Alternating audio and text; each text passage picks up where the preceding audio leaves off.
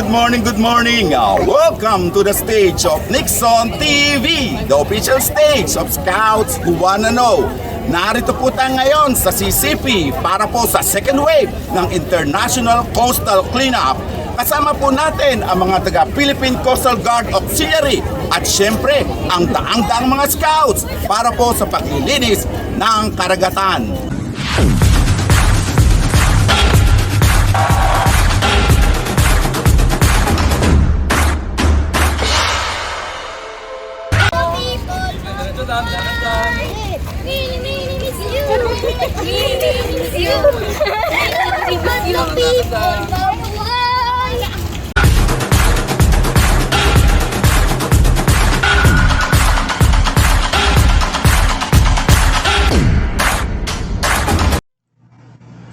Maganda at matulain ang tanawing ito ng coastal area ng Manila Bay na matatagpuan sa PICC Complex.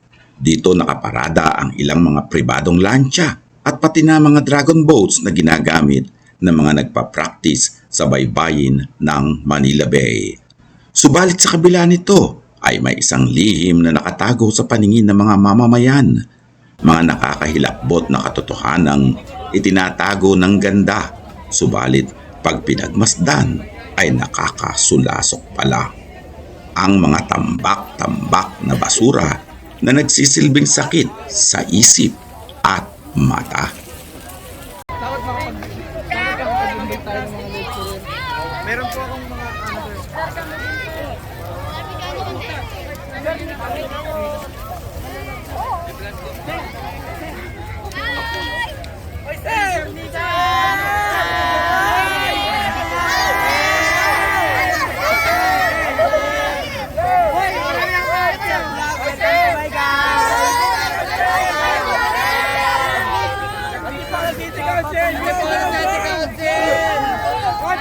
City Council! Go, go, go!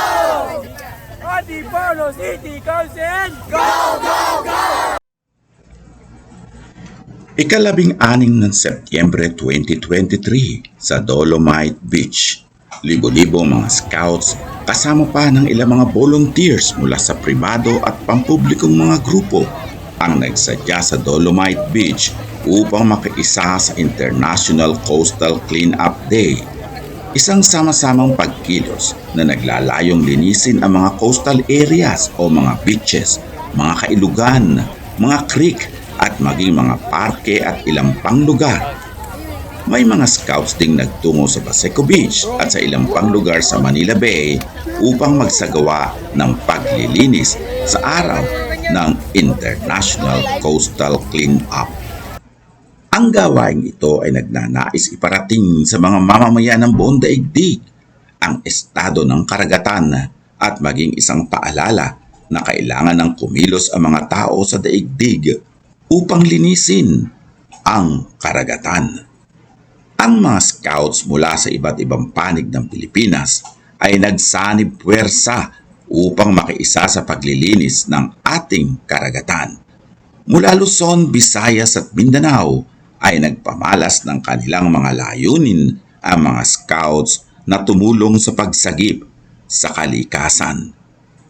Hindi dito nagtatapos ang layunin ng Boy Scouts of the Philippines na makiisa sa paglilinis hindi lamang ng karagatan kundi ng kapaligiran.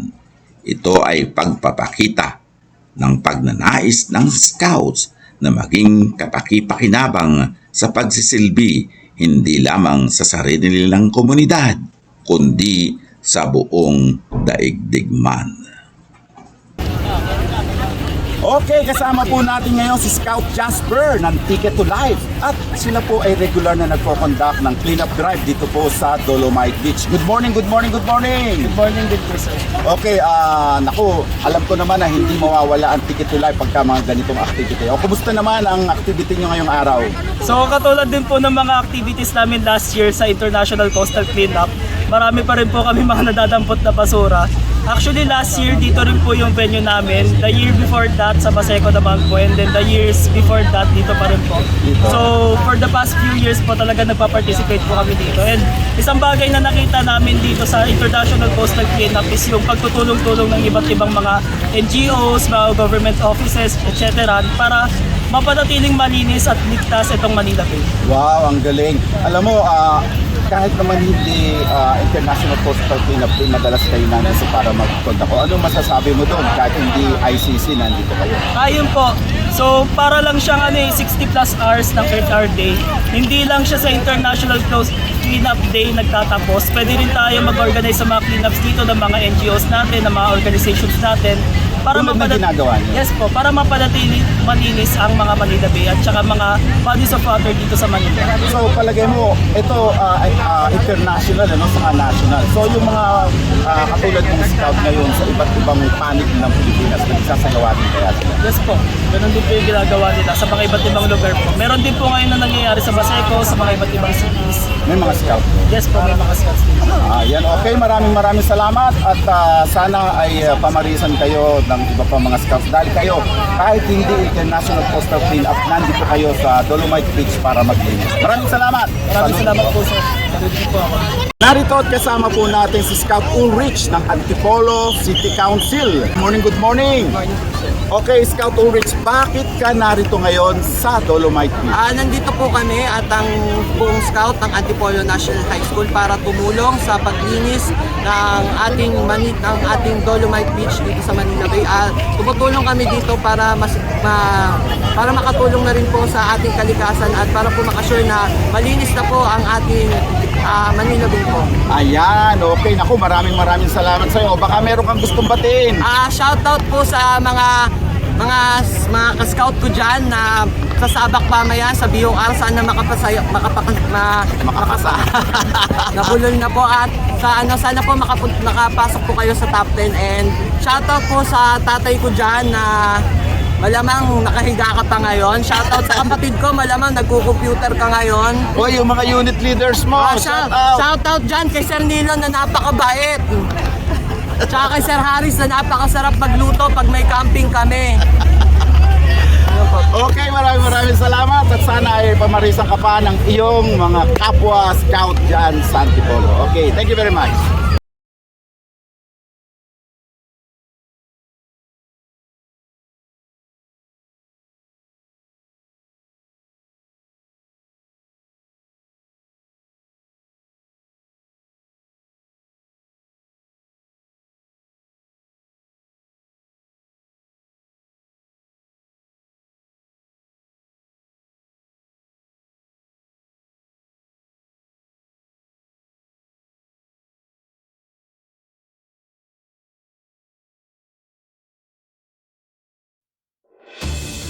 For a moment and let's put ourselves in the presence of the Lord as we pray. Heavenly Father, we praise you, we glorify you, and we thank you for all the blessings that you have poured upon us in spite of our sinfulness. Maraming salamat, Panginoon, sa pagkakataong binigay niyo sa amin ngayon upang makapaglingkod at makatulong sa paglilinis ng ating baybaying dagat. Ingatan niyo po, Panginoon, ang bawat isa sa amin at tulungan niyo po kami na magampanan po namin ang aming tungkulin ng maayos. Ganon din, Panginoon, dasal namin sa inyo na ingatan niyo ang aming pamilya na naiwanan ngayong araw na to. Ligtas niyo po din sila. Lahat po ito isamot dalangin namin sa matamis at mapagpalang ng pangalan. Amen. Ako nga pala si Commodore Russell Faustino, Philippine Coast Guard Auxiliary, Director Auxiliary Squadron ng 101 Squadron. So maraming salamat sa mga kasama natin ngayon sa paglilinis ng ating karagatan, ng ating coastal area. Once out of the Philippines. Okay, very good. Thank you so much for being here. Alam niyo po, tayo ay nagkakaisa dahil pinapakita natin ang mga Pilipino may pakialam sa problema sa basura. Every year po, tayo ay nagse-celebrate ng International Coastal Cleanup Day.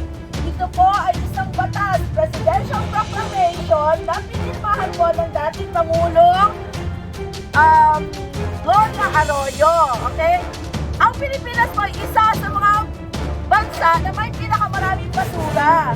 Pero alam natin na ito po ay pandaigdigang problema. Pero pinapakita natin every year na tayo ay may pakialam. And other schools from Quezon City. And then we have 101 Squadron, 115 Squadron, 116 Squadron,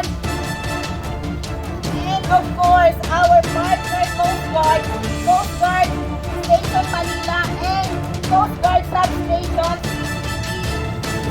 So, andito pa pala yung ibang squadron, 107, 104, 108.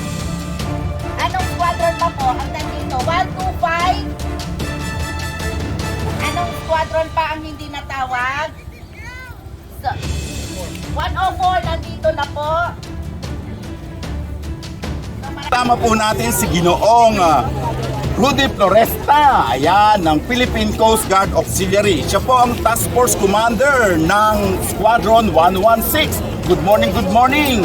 At syempre, kasama rin po nga pala siya sa Messenger of Peace. Ayan, okay. Good morning, sir! Good morning, Sir Nixon! Ayan, okay. Naku, natutuwa po ako at nakaharap ko na rin ang magaling na, of course, kayo nga po yun sa Messenger of Peace. Ayan. Bakit po kayo nandito ngayon, sir? Ngayon po kasi ay pagpapatuloy po ng tinatawag natin International Coastal Cleanup. It is being observed for the whole month of September. Normally, it is done on the second week. Kaya po ang nangyari, nung pong nakaraang linggo, meron na po mga cleanup na nangyari sa iba't ibang lugar po sa buong Pilipinas. Specifically sa Metro Manila, sa may LP Pichea, sa may Okada, sa may MOA, sa may Dolomite, at maging dito sa CCP. Ngayon po, ito po yung pagpapatuloy. Kaya po, ito po, ongoing po ito hanggang huling linggo po ng September. Observing the International Coastal Cleanup. So, ibig sabihin, hindi po ngayon natatapos ang inyong clean-up. Hindi po natatapos yun. Ang maganda po ay part 2. At kung sakasakali po, meron pang part 3 next week kung meron pa pong gustong mag-mobilize. O marami pong gusto sumama. Sir, ang tanong ko, bakit, of course, kayo po ang nasa front line ng ating mga ocean. So, ano pong masasabi nyo ngayon sa kalagayan ng ating karagatan? Well, alam naman po natin ang kalagayan ng ating karagatan, talagang it is becoming na talagang hindi na siya habitable for the marine species.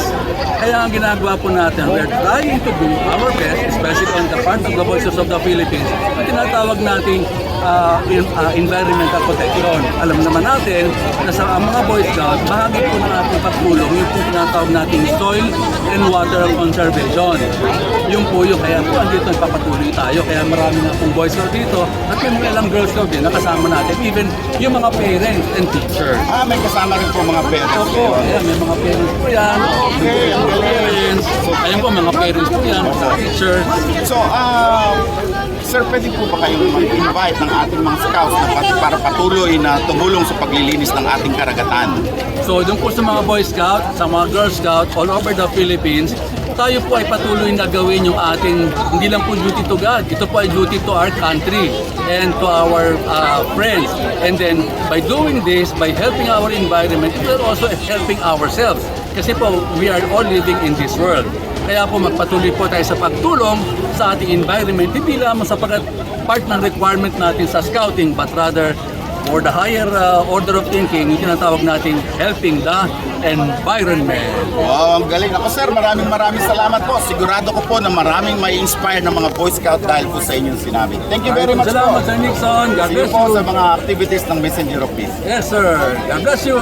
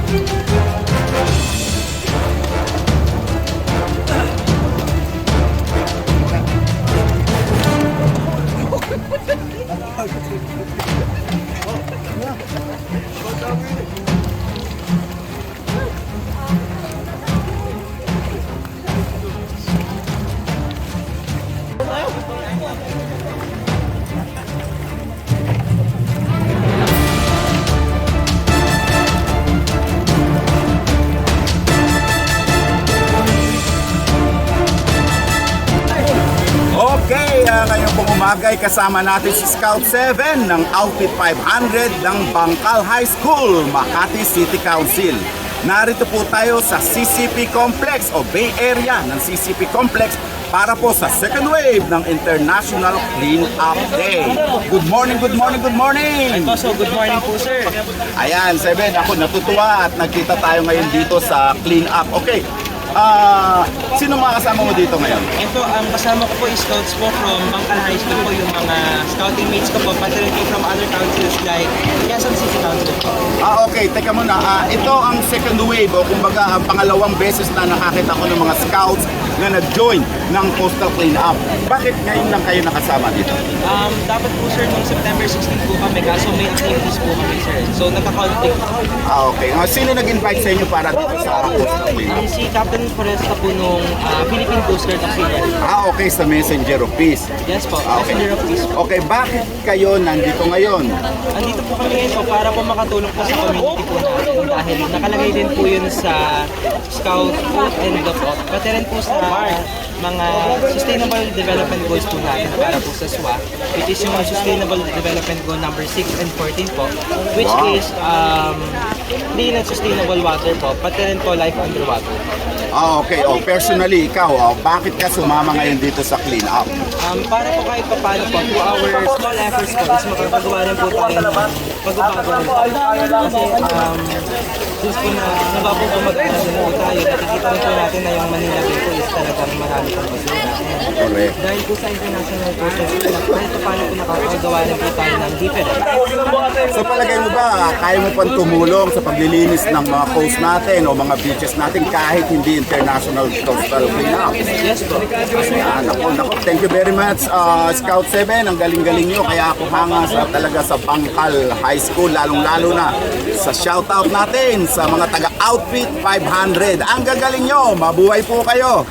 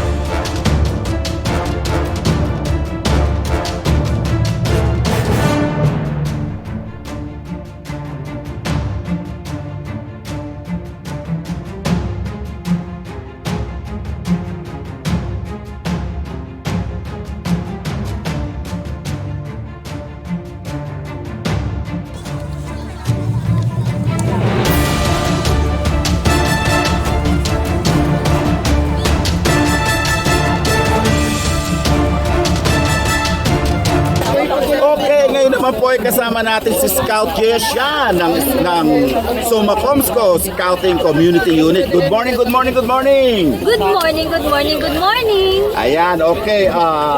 Scout Jesha, nandito ka ngayon sa CCP Complex. Anong ginagawa mo dito? Na-invite po kami para maglinis po ng karagatan. Okay. Kasama kayo ng mga daan-daang mga scouts na narito ngayon. Okay, tatanungin kita personally, bakit ka sumama dito sa cleanup? Sumama po ako sa constant clean-up para po makatulong na malinis po yung dagat, especially po para sa mga isda rin po na nababalitaan po natin na mamatay dahil po Correct. sa Sa mga mga dumi. pollution, sa mga pollution. So nakita mo dito ang dami-daming basura. Ano masasabi mo ngayon? Ano po, ang masasabi ko lang is sa mga tao po na maging responsible sa mga kalat po nila na wag po itapon sa mga gilid-gilid and wag po itapon sa mga dagat. Kasi meron naman po tayong trash bag, meron naman po tayong trash Proper way. bin. Okay, nako, congratulations. Kaya ang galing. Okay, shout out natin ang mga taga Suma Comsco. Hello, Suma Comsco. Ang gagaling ng mga scouts ninyo. Maraming salamat.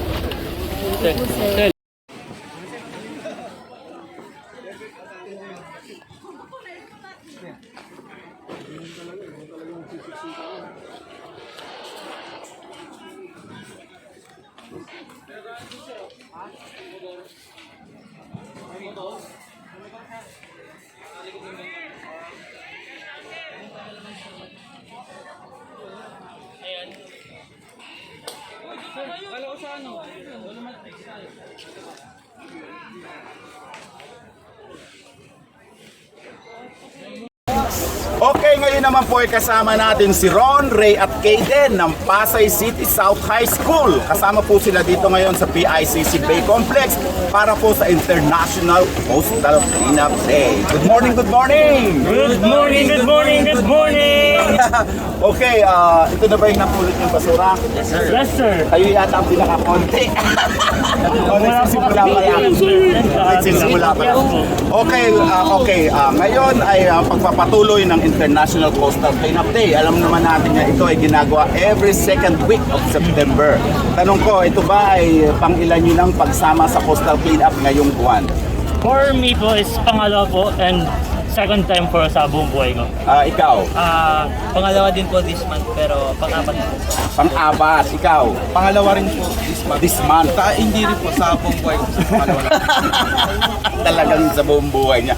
Okay, saan kayo nag-clean up last time? Wala kayo sa Dolomite? Samoa by the Bay. Sa Moa by the Bay. Kaya pala hindi tayo nagkita. Okay, tatanungin ko kayo, no? Bakit ka sumama dito sa International Coastal Cleanup Day? Bukod siyempre sa merit badge. Para po for experience na rin po, tapos para po malinisan na rin po yung ilog. Oh, galing. O, ikaw naman. Para sa akin po is, bilang mamayan, tinutupad ko lang po yung kampanya na nais ko pong gawin.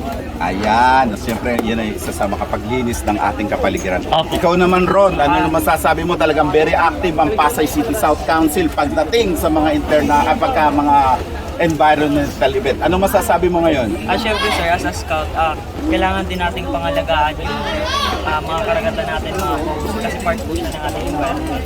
Kapag napabayaan po natin, maaaring makasira ng mga species sa dagat kasi nagiging polluted na yung tubig. Okay. Yung Pasay City South, dumarami na ang membership nyo, right? Okay, may mga activity ba kayo, mga environmental activities aside from joining the International Coastal Program? Marami po sir, like paglilinis po ng creek namin sir. Okay. Kasi ayun nga po kami sa mga floods. Kaya yung mga garbages, mga basura po pupunta po sa kaya mismo na maraming mga scouts tumulong po.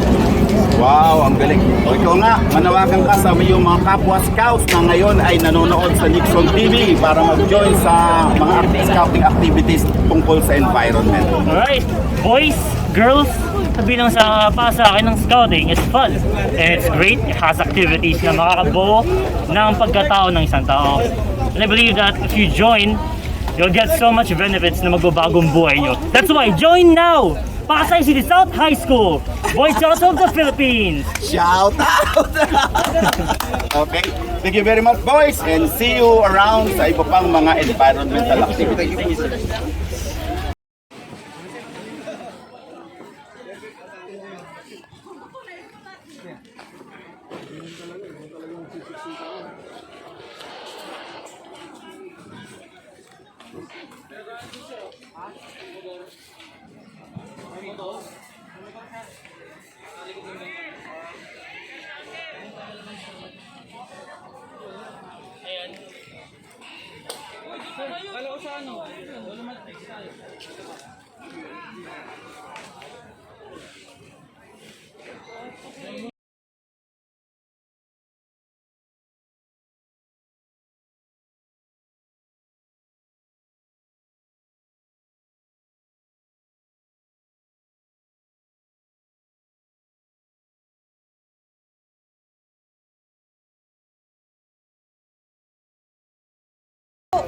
Mag-register na lang tayo kay Pula po.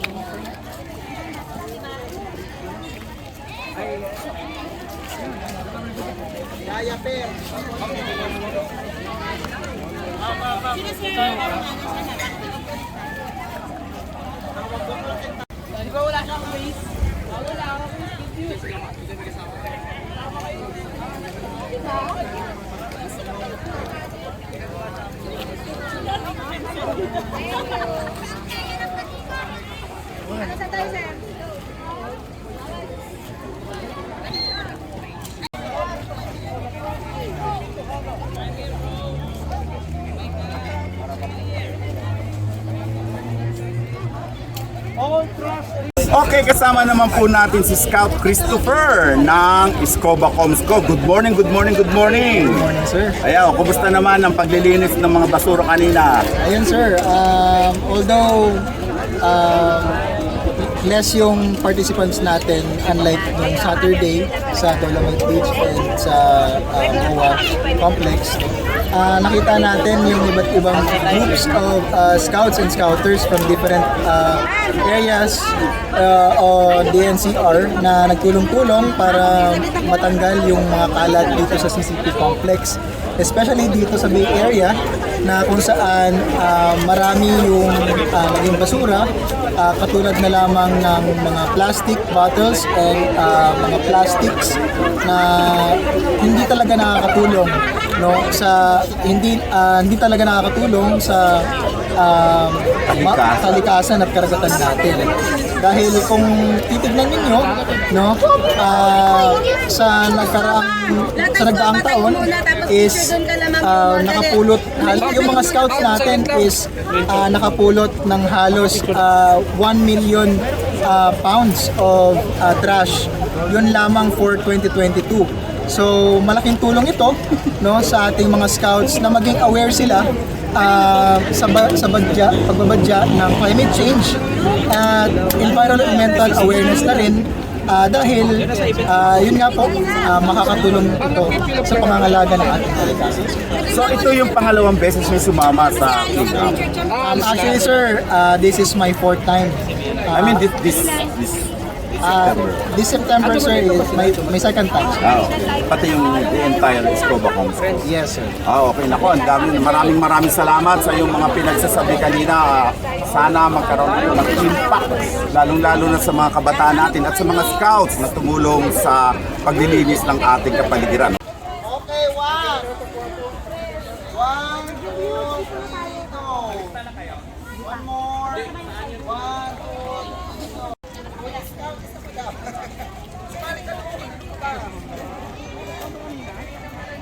Okay, kasama naman po natin ang dalawang magagaling na scout ng mga taga-Christian Community Scouting diyan po sa Quezon City. Good morning, good morning, good morning! Okay, Scout Jessica and Scout Sydney. Ayan, Scout Jessica, I will ask you first.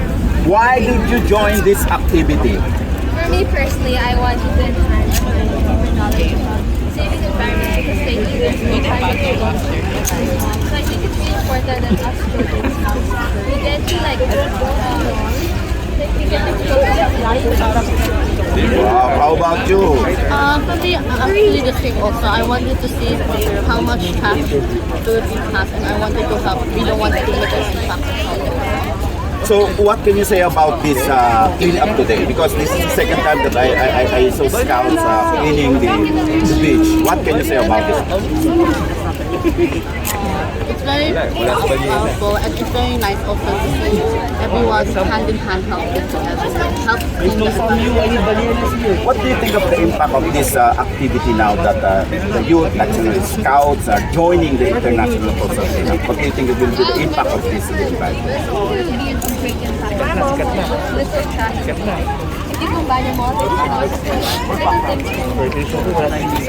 Okay, last question. Can you tell our viewers how especially the youth take care of the environment, how they can help protect the environment from pollution? I think recycling, conserving water, doing recycling properly, that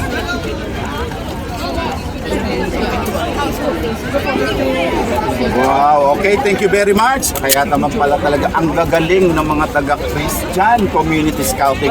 Mabuhay po kayo, and of course, kasama po ang binabati ko ang inyong mga leaders at syempre ang inyong mga lumalaking membership. Maraming salamat guys. Thank you very much. A few minutes later. Kompletong araw ng Dixon TV dahil po sa mga taga para po sa isang shout out!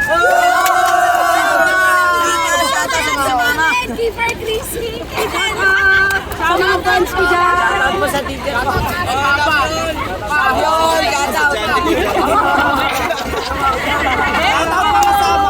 Bye!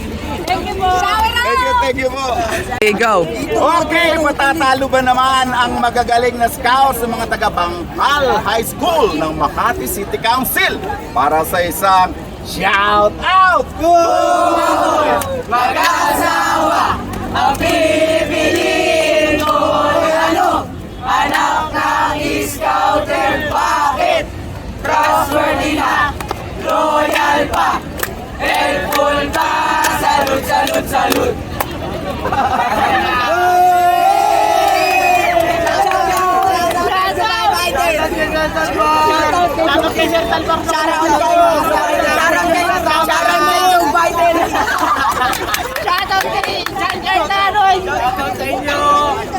Okay, Joe Biden, hinahanap ka nila para sa kanilang shout out. Okay, thank you very much. Hindi rin daw patatalo ang mga taga-Judge Juan Luna High School Outfit 345 ng Quezon City Council para sa isang shout out! Shout out! Shout out kay Mama Dora! Shout out sa mama ko, magbago ka na! Sir Melvin! Chairman mo! Kay Sir Melvin, kay Sir Eric! Shout out po sa Mape teachers! Sa lahat po ng teachers! Shout out kay Mape! Shout out kay Ma'am Nalet! Okay, ako, thank you very much. Shout out kay Ma'am Cynthia. Hindi niya kami binigyan. Okay, Ma'am Cynthia, sa akin na Okay, thank you very much. Thank you. Okay. Okay, kasama po natin ang mga taga Benigno S. Aquino Elementary School ng Quezon City Council para po sa isang shout out!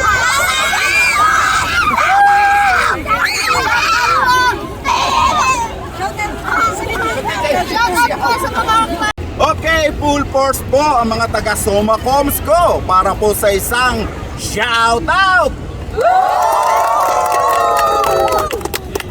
Soma, kaya pa! Kaya pa! Sige pa! Soma Comsco 425! Eto na! Umagasat!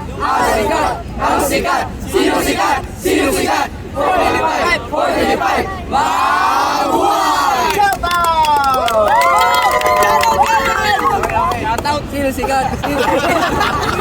Shout out po! Mr. Story! Miss ka na namin! Shout out sa Marcorman! Shout out sa Marcorman! Shout out sa Marcorman! May nagano na Evan, di pumunta! Shout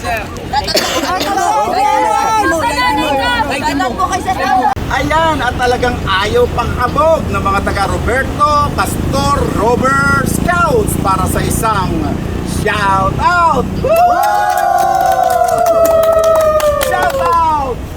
Shoutout sa anak ko. Panood ka lang. Shoutout sa mata ko, mapakapakayat ka. Shoutout sa mga kaibigan ko dyan. Shoutout kay Ma'am Pay. Shoutout sa Novaliches High School. Ito siya, baby ko. Baby ka. Okay, thank you very much and thank you for joining this very important environment activity. Mabuhay ang mga taga Circle 11. 11! Circle 11? Okay, kasama po natin ngayon ang mga taga Antipolo National High School. Ang shout out!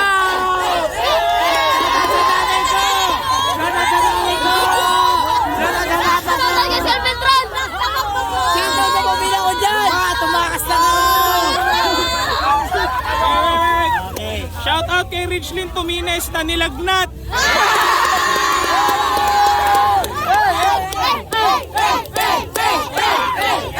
Shoutout sa mga magbibiyor mamaya, papasa kayo!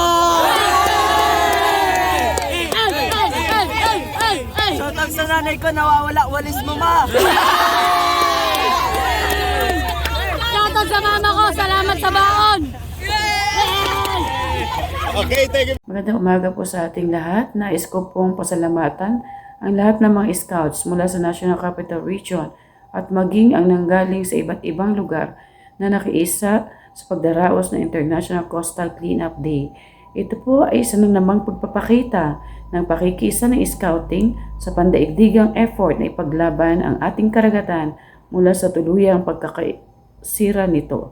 Sana hindi dito nagtatapos ang ating paglalakbay patungo sa isang maaliwalas na karagatan.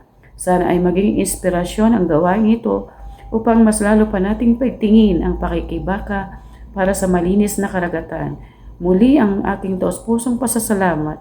Kasama na rin dito ang ilan pang mga pribadong grupo at mga sagay na gobyerno naging kaisa ng BSP na naising makatulong sa pagpapreserba ng ating kapaligiran. Muli, marami pong salamat. Hanggat may mga plastik, hanggat may mga taong walang malasakit sa kalikasan, at walang basbas na nagtatapon ng basura sa karagatan, ay hindi matatapos ang problema sa basura. Ang mga basurang itinapon sa karagatan ay ibabalik ng kalikasan sa ating mga baybayin. Subalit hindi mawawala ang malasakit ng mga taong nagmamahal sa kapaligiran. Ilan na rito ang mga scouts na handang tumulong kung kinakailangan. At dahil sa kanilang malasakit, dahil sa kanilang pagkakaisa, muling maglalaro ang mga kabataan sa malinis na baybayin at ang ilan dito ay magkakasayahan habang ninanamnam ang ganda ng kalikasan. Mabuhay ang International Coastal Cleanup. Makinis.